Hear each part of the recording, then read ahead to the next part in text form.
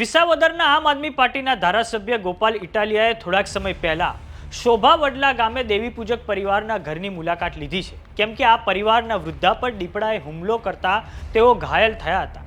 ધારાસભ્ય ગોપાલ ઇટાલિયાએ આ દેવી પૂજક પરિવારની મુલાકાત લઈને વન વિભાગના અધિકારીઓ સાથે જરૂરી ચર્ચા કરી અને હિંસક દીપડો જલ્દીથી પકડાઈ જાય એ સંદર્ભે કાર્યવાહી કરવાનું સૂચન પણ આપ્યું છે। નમસ્કાર, જમાવટ સાથે હું છું પાર્થ।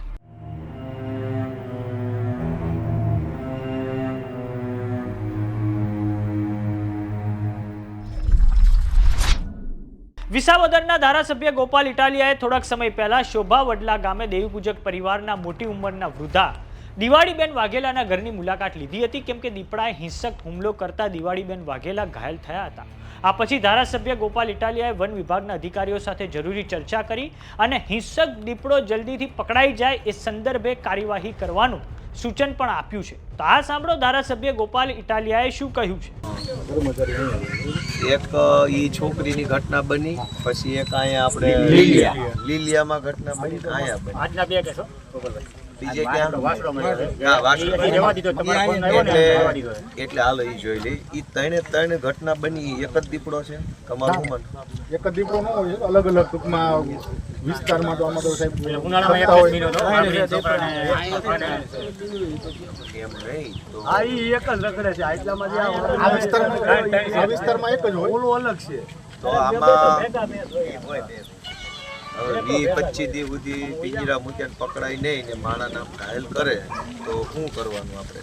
ના, પાછા અત્યારે બધી જગ્યાએ લોકોમાં ગ્રામજનો જે જાણતા હોય બરોબર કે આ જગ્યાએ આવે એ જગ્યાએ આપણે પિંજરા ઓલરેડી રાખી દીધા, 5 પિંજરા અલગ અલગ સ્થળે રાખી દીધા, વેબ કેમેરા રાખી દીધા, હકીકતમાં કયો દીપડો છે શું છે બધી જગ્યાએ। ક્યાં કેમેરા ક્યાં મૂક્યા? આ રસ્તે જે મેન રસ્તો છે ને જ્યાંથી ટૂંકમાં અવર જવર વધારે દીપડા લોકો ગ્રામજનો હારે રાખી।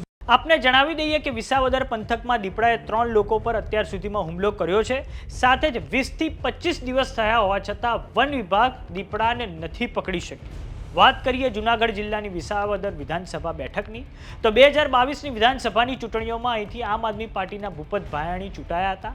તે પછી એમએલએ ભૂપત ભાયાણી સત્તાધારી ભાજપમાં જોડાતા આ બેઠક પર પેટા ચૂંટણી યોજાઈ હતી, જેમાં આમ આદમી પાર્ટીએ ગોપાલ ઇટાલિયાને ટિકિટ આપી હતી, ભાજપે કિરીટ પટેલને અને કોંગ્રેસે નીતિન રાણપરિયાને ટિકિટ આપી હતી। ચૂંટણીઓ દરમિયાન આક્ષેપબાજીની ચરમસીમા પહોંચી હતી। 23મી જૂને મતગણતરી હાથ ધરાતા આમ આદમી પાર્ટીના ગોપાલ ઇટાલિયાનો 17,554 મતોની સરસાઈથી વિજય થયો છે।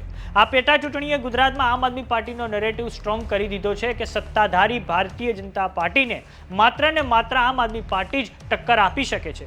આવનારા સમયમાં સ્થાનિક સ્વરાજ્યની સંસ્થાઓની ચૂંટણીઓ થવા જઈ રહી છે, તો હવે જોઈએ આગળ શું થાય છે। તો કેવો લાગ્યો અમારો વિડીયો અમને કોમેન્ટ બોક્સમાં લખીને જરૂર જણાવો। જો તમે અમને યુટ્યુબ પર જોઈ રહ્યા તો સબસ્ક્રાઈબ કરો, જો તમે અમને ઇન્સ્ટાગ્રામ અને ફેસબુક પર જોઈ રહ્યા તો ફોલો કરો। નમસ્કાર।